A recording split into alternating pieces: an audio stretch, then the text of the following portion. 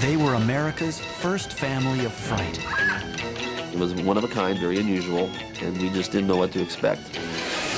Oh, we had lots of fun with that. You ain't heard nothing yet. It was such a bang. With their monstrously funny take on life, the Munsters ruled the airways for 2 years on network television and for nearly 4 decades in rerun syndication. We may have been different, but we were functional. But behind the cobwebs and layers of latex and grease paint lies the flesh and blood true story of a group of actors who would remain forever haunted by the cult classic characters they created. People watch these shows over and over again, so it seems like it's going to be with us forever. You can't be too careful these days. There are a lot of strange people in this world.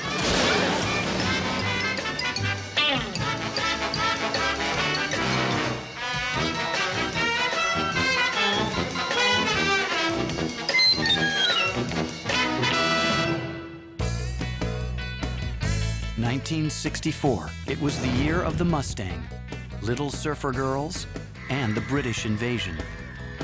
It was also the year Life magazine dubbed TV's Year of the Monster. Ever since Universal Studios sold their library of famous fright films to television in the 1950s, classic creatures like Dracula and Frankenstein had once again risen from their graves. It's alive! It's alive! It's alive! Within a decade, monsters had become eerily potent pitchmen, selling everything from magazines and model kits to board games and bubble bath. Monsters were now not only frightening, they were fun. Of course, the idea of funny monsters wasn't new. In 1945, kid-friendly versions of Hollywood's classic creatures were conceived by Bugs Bunny animator Bob Clampett, who wanted to feature them in a series of cartoons. He developed a series called The Monster Family, which included Frankie Munster, he was the father, and he had a vampire wife. He submitted this to Universal and never heard anything about it again. It wasn't until the early 1960s that the idea of a primetime monster sitcom began to haunt the imaginations of network television executives. In 1963, out-of-this-world fare like My Favorite Martian had proven hugely popular. Almost overnight, Hollywood began digging up their old movie monsters in an effort to capitalize on the creepy craze. There was like this weird little cultural explosion at the moment about spoofing sitcoms through the conventions of fantasy and through horror. Third Place ABC network began developing 2 spooky sitcoms, one about a sexy witch named Samantha, and another about a macabre family of misfits, based on New Yorker cartoonist Charles Addams' most popular illustrations. But the Addams family had been based in large part on Universal Studios' classic monster characters, so Universal TV executives wasted no time in an effort to scare up a creepy comedy series of their own for CBS.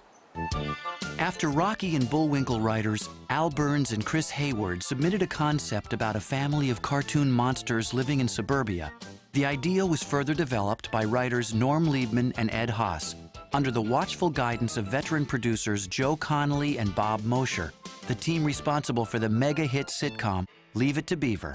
We always had 2 camps at CBS. Should it be a cartoon show? Should it be with real people? The thought about the Munsters as a cartoon continued until the pilot was made. The script for the pilot told the story of a Frankenstein monster who was a mortician and the head of a family of ghouls. We thought this is a sketch. We never saw it go beyond just being that. We never thought about casting. We never thought about, how do you make Frankenstein funny? In an effort to find the perfect actors for the far-out project, the producers quickly cast popular New York stage and television personalities Fred Gwynne and Al Lewis, who had already demonstrated their brilliant comedy timing on the popular NBC sitcom Car 54, Where Are You? The phone rang. He said, by the way, we're doing the pilot for a new series. Would you be interested?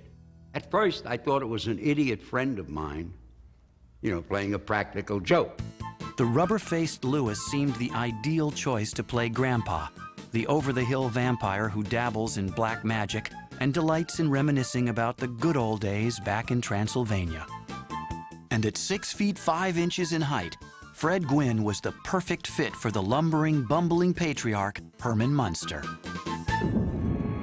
In the spring of 1964, Universal Television executives commissioned the filming of a 16-minute presentation shot in color and based on an early script by Liebmann and Haas.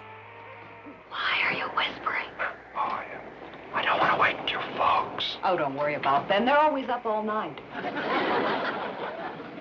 It was intended to show CBS executives just what a family of funny monsters would look like in the flesh. Someone's coming. Hi, Uncle Herman. Hello, Marilyn. I forgot my keys. I'd like you to meet my date. This is Jack.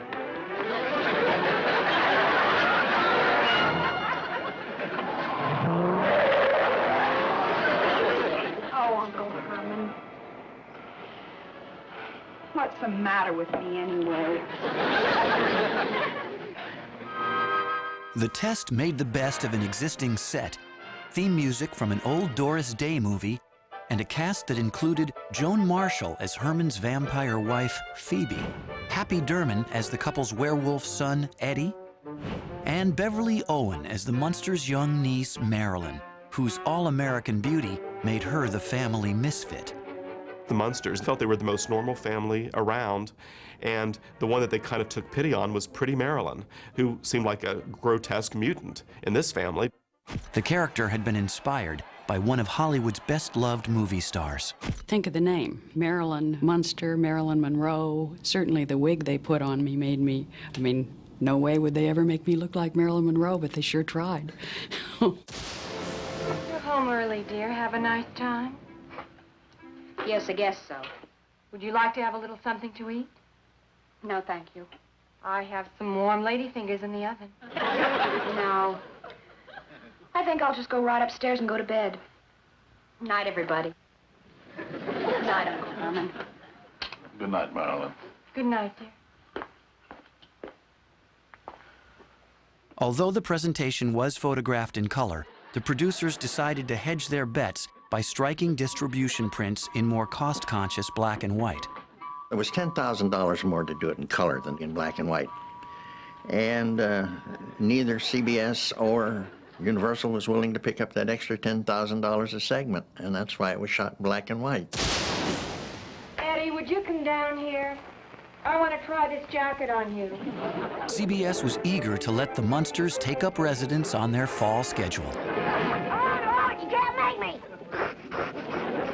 Don't talk fresh to your mother, and stop playing with that noose. Oh, you can't make me! But before the final decision to order the show was made, the network requested a series of significant finishing touches. Gone was Happy Derman's ferocious portrayal of Eddie Munster. You never let me have any fun. I'm gonna hold my breath and turn myself back into a toad. Gone, too, was Happy Derman, replaced by a more approachable Butch Patrick. Happy Derman wasn't very happy. He was the meanest little kid I've ever seen, and the character that they wanted, at least the way I took it, was just a regular kid who happened to have loving parents and a family unit. But this kid seemed like so out there that I don't think he would have been very helpful in a Leave It to Beaver type attitude, which is, I think, what they were looking for. Another casting casualty was Joan Marshall, whose eerie similarity to Carolyn Jones's interpretation of Morticia Addams seemed too close for comfort. You think you're the only one who works hard? Huh? Well, how would you like to have to clean 9 rooms and a dungeon every day? In an effort to give Herman's wife a warmer, more earthly appeal, veteran screen siren Yvonne Carlo joined the cast as Herman's steadfast vampire wife, Lily.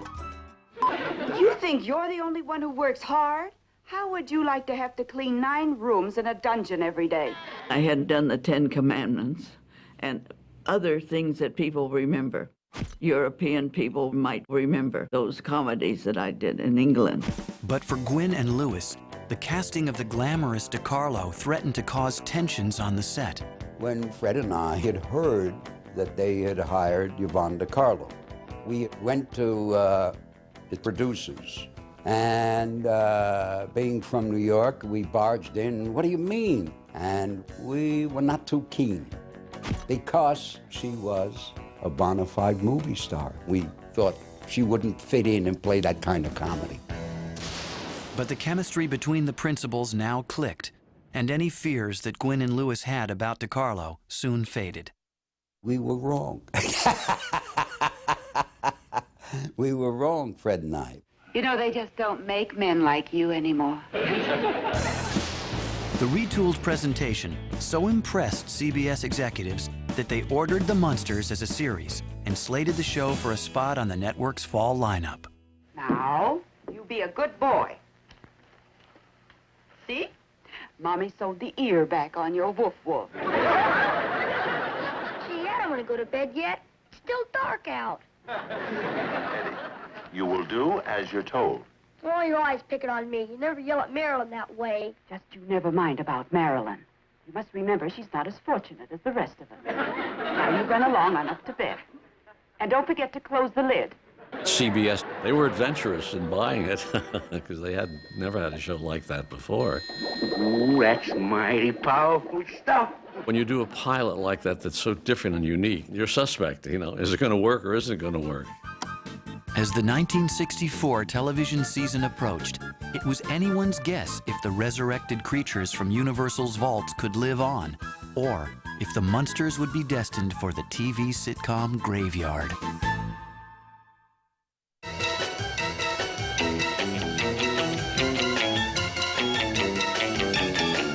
On Thursday, September 24th, 1964, The Munsters premiered on CBS with a title sequence that cleverly parodied the opening credits of wholesome sitcoms of the day.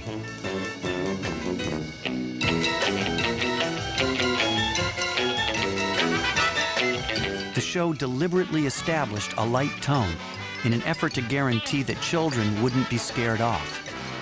They wanted to be Leave It to Beaver, Father Knows Best, The Donna Reed Show, all the family shows on television.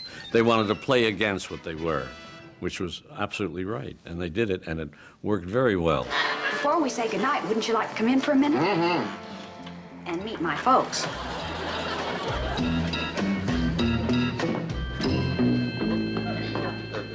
They're standing real close, Lily. You know, this is the 4th date she's had with that young man. Yes, it's amazing how some boys will overlook a girl's appearance. You would never think on paper this would fly, but the characters became so friendly and so likable that after the first episode, you just totally bypassed the fact that they were monsters and you just started laughing and really loving them. Boy, look at the neat lightning. I sure hope it hits our house. Eddie, how do you like me as Priscilla? Corny. Why don't you dress up as Lady Gorilla or something pretty like that? I don't think even that would help me. But in addition to the laughter, the Munsters' early episodes also featured sly moments of social commentary. Oh, it's you, Mr. Blue. Oh, yes, it's me, all right. I thought it might be them. Here they were, these different people, different color actually. They moved into your neighborhood. Did they bring property values down? All these things that people used to worry about back in the early 60s. Well, those Munsters are not running me off my property, but I don't want them wandering over here, if you know what I mean. Within weeks of its premiere, The Munsters was a bona fide hit, joining Bonanza, Gunsmoke, and the Beverly Hillbillies on the coveted list of top-rated TV shows. Stop now. Are you kidding? You hear him out there? I'm a smash. Kids really got the Munsters. I mean, I know I did. I mean, it was like this whole notion of turning domestic sitcoms on their head. Its success for the children brought many adults to the set, and they all seemed to find it acceptable. Yet, in spite of its instant popularity, the series did have its share of growing pains.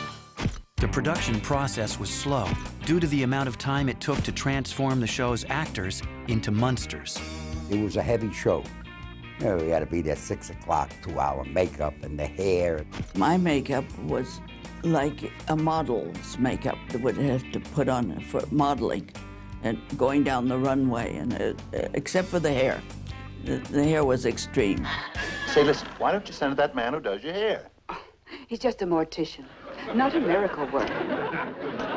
She had like 6 people that walked her around because of her wig. She had this huge wig that, you know, weighed 20 pounds. It was unbelievable. It was really nuts.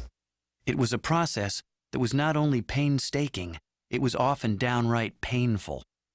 Fred had the headpiece and the bows and the foam. Terrible. He had that big heavy outfit that he put on. Underneath was all made out of rubber. It was a suit that they had underneath his wardrobe. He suffered terribly, Fred, under the foam. And then he had the clothes on top. And he used to sweat unbelievable. He would put this air hose down inside the suit and blow cold air down there, drink gallons and gallons and gallons of lemonade to keep from being dehydrated, but he still got thinner and thinner and thinner. He really lost a lot of weight doing the show. Although Beverley Owen didn't have to endure hours in the makeup chair, the 25-year-old actress did have to deal with another serious challenge: homesickness. Earlier convinced that the series wouldn't sell, Beverley had reluctantly relocated from New York City to Los Angeles. I got a call to come and do a pilot, and I said, but I'm in love with someone in New York. I don't want to move to... Well, just come out and do the pilot. And I did, and so it was when I got the call that it was going to series that I was no longer happy. The cross-country move separated the actress from her boyfriend, and she desperately missed him. She started to cry and cry and cry, and finally she just didn't want to even come to work. Well, I'd signed one of those 7-year Hollywood contracts, and I certainly didn't get a lawyer. I just believed what they told me. Fred and Al went to the producers and said, this woman is miserable, she's crying all the time, let her out of the contract, or we'll leave. So basically, they gave them an ultimatum. If they don't let her go home, the show's over. After just 13 episodes, Beverley Owen packed her bags, returned to New York City, and ultimately married her boyfriend. But now, less than halfway through the series' critical first season, the show's producers were desperate to find another Marilyn Munster. Following an exhaustive search, they hired Pat Priest, the actress daughter of U.S. Secretary of the Treasury Ivy Baker Priest. Although nearly 30, Pat bore a striking resemblance to Beverley Owen. She also had another attribute, which appealed to the cost-conscious production team. When I went in to do the test, I happened to fit into Beverley's clothes. They dressed me like Beverley, they did my hair like Beverley, and I guess I was enough of the same stature and size that it worked. On December 24th, 1964, Pat Priest slipped into the role of Marilyn Munster. Ironically, many viewers didn't even realize a change had been made. Marilyn, are you sure you won't be frightened staying here alone? Oh, of course not, Aunt Lily. How could I be frightened staying in a friendly old house like this? With the cast members now firmly established, the Munsters began to hit a creative stride. Rather than depend on the one-joke premise of a family of monsters living life in a suburban neighborhood, the series quickly evolved into a creative showcase for Gwynne, Lewis, and Carlo. Herman Munster went from being lumbering, deadpan, and dour to childlike, simple-minded, and gentle-hearted.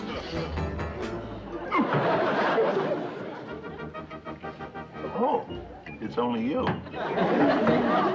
Grandpa became the straight man, a cross between a geriatric Dracula and a mad scientist.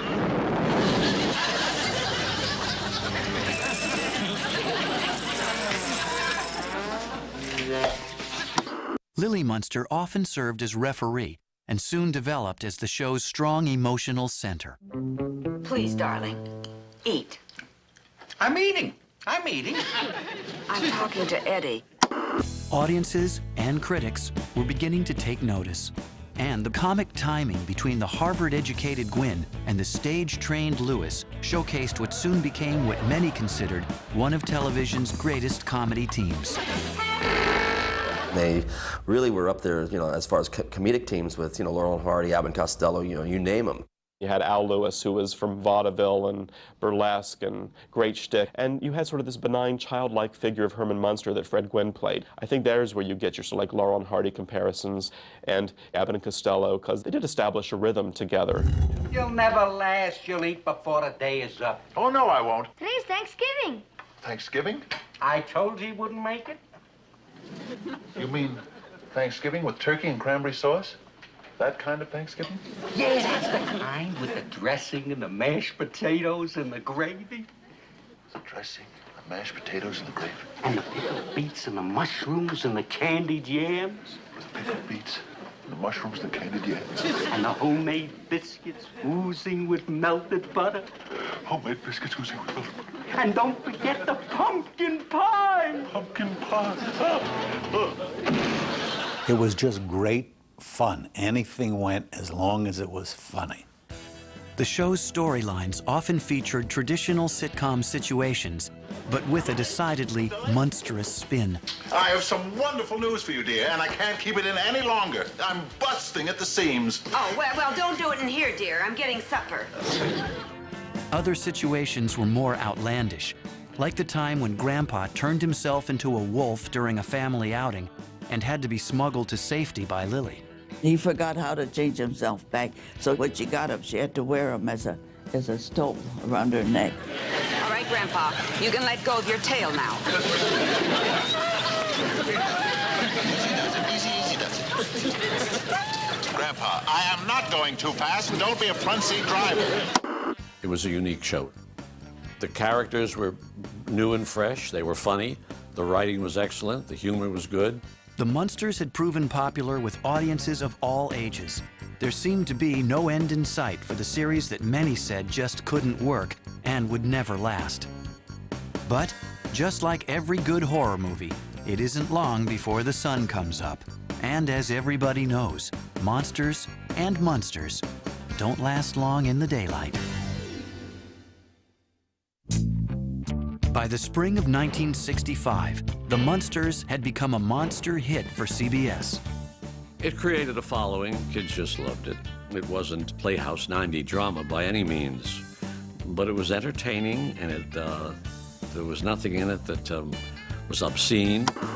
Television audiences couldn't seem to get enough of the freaky family with the souped-up car, a pet dragon named Spot. Oh, hi, Spot. Well done, please. And a taste for all things macabre. Now that's how to cook a sword. The Munsters may have looked like monsters, but underneath the stitches, neck bolts, and widow's peaked hairdos, they were an otherwise normal, loving, suburban family. They were telling the same kind of plots you would get any other kind of a sitcom. Very suburban, very benign kind of family sitcoms, father knows best kind of shows. These were the nicest monsters you could ever hope to meet, I suppose. The Munsters had captured the imagination of viewers as few shows could. It was like, what makes Halloween popular? Well, multiply that times 10, and that same type of feeling is what the Munsters was radiating through the TV set. Executives at Universal capitalized on the show's popularity with an aggressive merchandising campaign.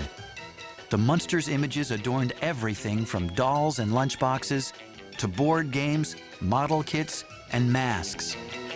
They realized that if you had a very high concept kind of a show, that merchandising was going to just take it to the next level of profitability.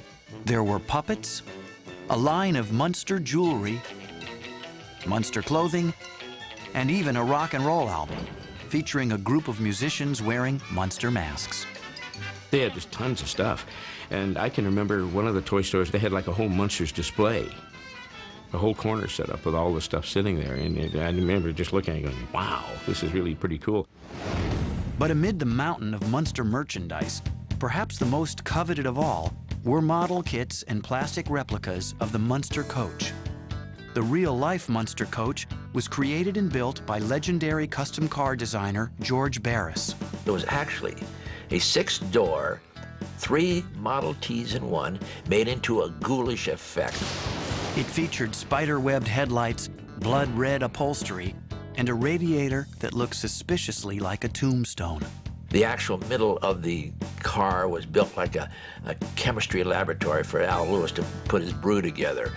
Fred Gwynne would sit in the front with Yvonne and Carlo, and they would drive the car. And of course, Pat Priest and Butch Patrick was up on the little piggyback with his little Wolf doll. The Munsters coach, I think, became almost as much of a fan following as the actors on the show. There were magazine articles, and it was a really neat-looking thing. The 18-foot-long coach cost producers close to $20,000, but it was money well spent. And its enormous popularity prompted producers Joe Connolly and Bob Mosher to conceive of another, even more outlandish dragster for Grandpa to drive, the Dragula. As the Munsters' enormous popularity continued to grow, the cast was recruited to promote the series at numerous personal appearances. They guest starred on variety shows and performed in public service announcements. We would like to hear from you on how the money should be spent the government has allocated for your benefit. They pitched breakfast cereal. This is my father. He hangs pictures, helps Mommy with the cleaning. Where does he get his go? From me. I lend him my Cheerios. Daddy says they're the greatest thing since bat wings. Mommy says they give him protein and stuff. Give your father some go.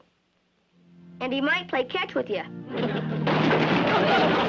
The cast even hosted an Easter Sunday variety show, shot on location at Marineland. You can help the Munsters pick out a pet for Eddie. Of course, Herman, Grandpa, and Lily insist on something lovable, like a shark. Watch the Munsters have a whale of a good time at Marineland Carnival. The Munsters seemed to be spending as much time promoting the show as they did making it. We would have sent them to the moon if we could have at the time. When you have a hit, you're very anxious to send them on the road, get them to do it. Seeing the Munsters in the gray-green flesh was just about every kid's dream. And when Universal Studios threw open its gates to visitors, the show's fans got their chance. The Munster Mansion at the fictional 1313 Mockingbird Lane was one of the top attractions on the studio tour. Oh, talk about fantasy. I mean, everybody I knew kind of wanted to live in the Munsters house. It just seemed like the coolest house ever. And if the Munsters happened to be in production on the back lot, the trams would often stop for pictures and even a handshake or two. All these people were coming and looking and what they could see. They were allowed on in groups, little children and grown-ups. It got to a point where, to give you an example, while we're making the show, you could be in the middle of a scene, and on the back lot, we'd have to stop shooting if we were right in the middle of a scene. Didn't matter. Here comes the tourists through. The tour even included a visit to the full-sized mock-up of Grandpa's dungeon laboratory. At the press of a button, a replica of Herman would come to life and open his eyes. But for the flesh and blood actors who played the Munsters, the series' exhausting shooting schedule was taking its toll. 39 episodes were filmed in the first season, and the cast was looking forward to a much-deserved summer hiatus. Publicly, they were proud of the show's enormous popularity. But privately, they worried whether their careers could survive after one more season on Mockingbird Lane. By the fall of 1965, the Munsters had become full-fledged pop culture icons. Fred Gwynne and Al Lewis must be fine, clean-cut boys to escort Santa Claus to town. Incidentally, they wish you a monstrously Merry Christmas. The series' second season was kicked off with a new, energetic opening title sequence. And episodes were even more bizarre than ever. You wouldn't want to go out to a nightclub, would you? The new, broader comedy approach was an attempt by the show's producers to keep the series fresh. But even though the Munsters still kept audiences laughing, the same could not be said of Fred Gwynne and Al Lewis, who felt the new direction was hurting the series. Fred and I were in constant battle with Joe Connolly and Bob Mosher. We thought that the show could be more satirical. Fred was a very intelligent guy, and, he would debate things that he thought, needed to be debated. I don't infer that we thought that the scripts were bad, but we thought that they could be better. One episode that Fred Gwynne did enjoy doing that year was called Just Another Pretty Face. In it, the versatile actor got a welcome opportunity to perform without his Munster makeup, when Herman Munster is accidentally transformed into a normal-looking man. Herman? What? I've got it. We'll make an appointment with Dr. Dudley to discuss the possibility of plastic surgery. Plastic surgery. Plastic surgery? Lily, what a wonderful idea. I could kiss you. As a matter of fact, I think I will.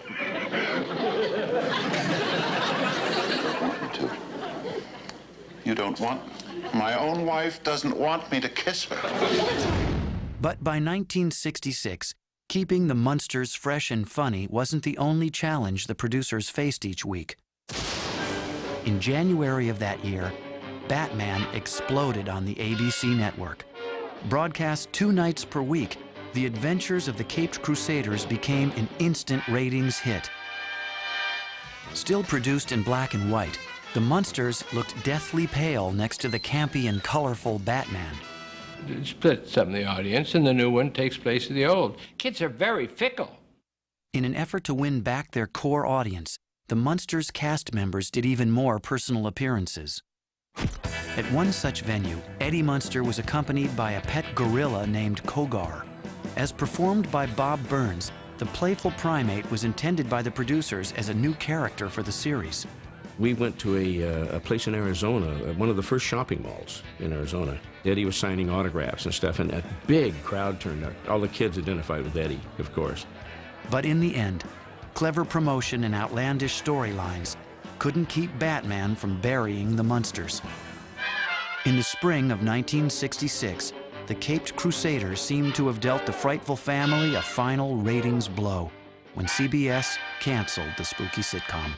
It's positively un-American. I think it just got more and more out of welcome, and the shows were getting thin, and they weren't as funny.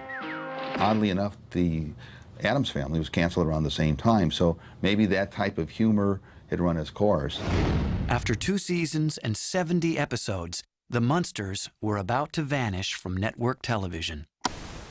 But Universal Studios wasn't yet willing to let their latest monster franchise slip away. Plans were already underway for a low-budget feature film designed to introduce the Munsters to lucrative overseas markets. And this time, the frightful family would be showcased in all their gray-green glory. I'm Herman Munster. Don't I look frightfully handsome in Technicolor? Allow me to present my wife, Lily. Pleased to meet you. And Grandpa? Hello there. I'm glad I was just hanging around the house. My handsome son, Eddie. And the unfortunate member of our family, my niece, Marilyn. For the role of Marilyn, producers Connolly and Mosher cast 17-year-old ingenue Debbie Watson. Watson was well known to television audiences as the star of TV's Tammy and another Connolly and Mosher sitcom, Karen. She was also closer in age to Lily's college co-ed niece than the 30-year-old Pat Priest. I kind of came into the movie as more of an outsider because they were a family working together every day. But everyone was so professional and nice to me that it was never a problem for me. But the news of the switch came as a crushing blow to Pat Priest, who had learned of the change while she was still shooting the series. I was devastated, just devastated. And they came down on the set and told me. And Al came, and he was so sweet. And he and Fred went to the producers and went to bat for me. It didn't work, but they did it. For the rest of the Munster clan, the experience of making Munster Go Home was bittersweet. This was our last hurrah, so we kind of had some fun with it because we knew it was only going to be a 6-week shoot, and then we'd all be on our merry way. So it was neat. Herman Munster inherits a fortune and a castle full of homicidal relatives. This is the secret of Munster Hall. Call the police. Right. Get the FBI. Will do. Call Scotland Yard. Right now. Phone Batman. I got it. Car 54, where are you? The close-knit camaraderie that the Munsters cast had developed was coming to an end. But so were countless hours in the makeup chair and the nagging doubts about whether or not the offbeat series had doomed them to be typecast. See Herman Munster in his Dracula challenge some of the world's fastest cars in history's weirdest race.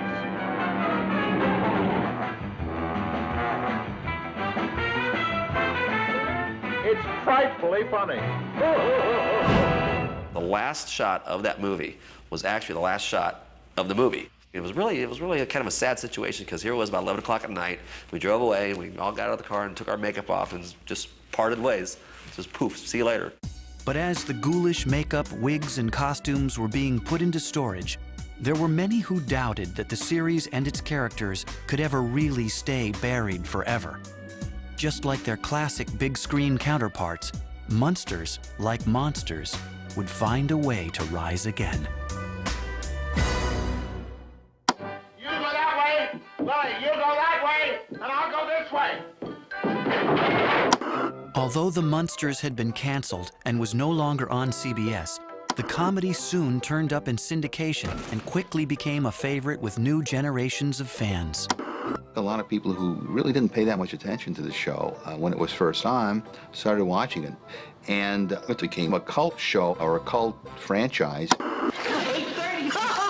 It's time for my favorite TV program. But for the actors who played the Munsters, the ever-present popularity of the series offered a mixed blessing. They were each eager to get on with their lives and rekindle their careers. Beverley Owen found work in television commercials and even earned a master's degree in American history. Pat Priest continued her acting career, as did Butch Patrick, in television and movies. Yvonne Carlo also made films and later debuted on Broadway in the much-heralded role of Carlotta in the original production of Stephen Sondheim's Follies. Grandpa Al Lewis appeared in numerous films and television roles and became known as everything from a basketball scout and restaurateur to a political candidate for the Green Party. But for Fred Gwynne, the role of Herman Munster proved the hardest to live down. The lantern-jawed leading man retreated to his home in upstate New York, where he became well known as the author and illustrator of best-selling children's books. He was also a critically acclaimed presence in numerous Broadway plays. But critics and audiences were less than charitable to a forgettable effort on the part of Universal to relaunch The Munsters as a Saturday morning cartoon.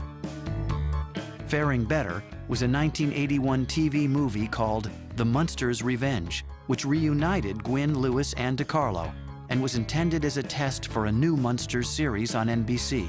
We were very hopeful, but they put it on the night that they had The Wizard of Oz. I remember Al saying, "Oh, we have no chance."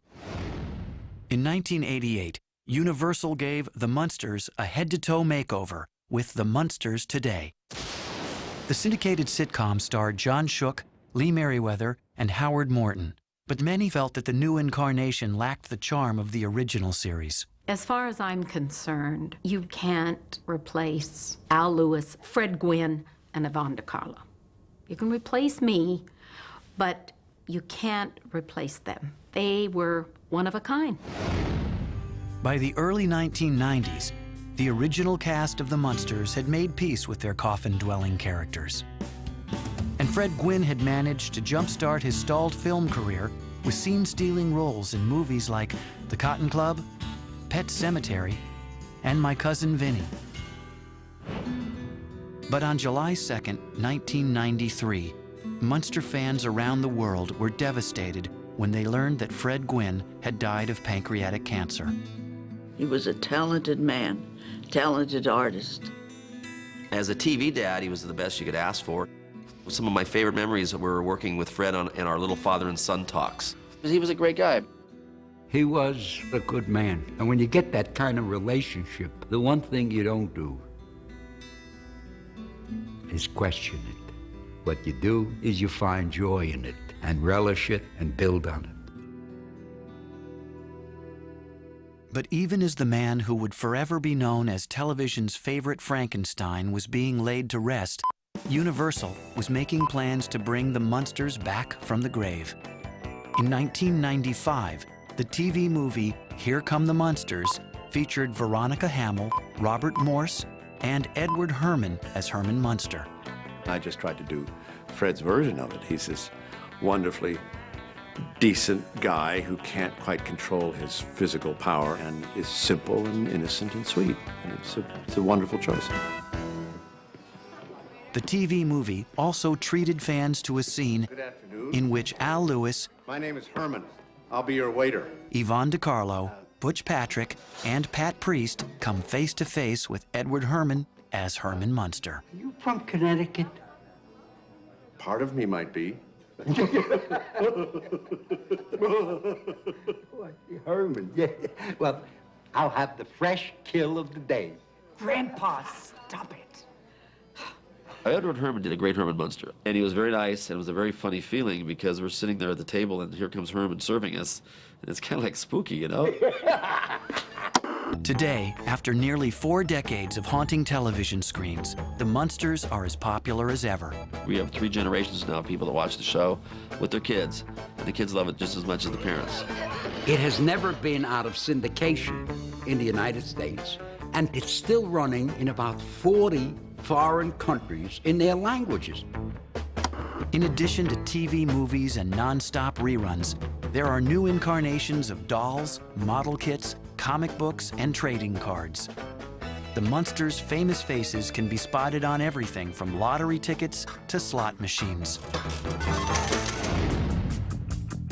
Since their debut in 1964, the Munsters has proven just as enduring as the classic movie monsters that inspired them.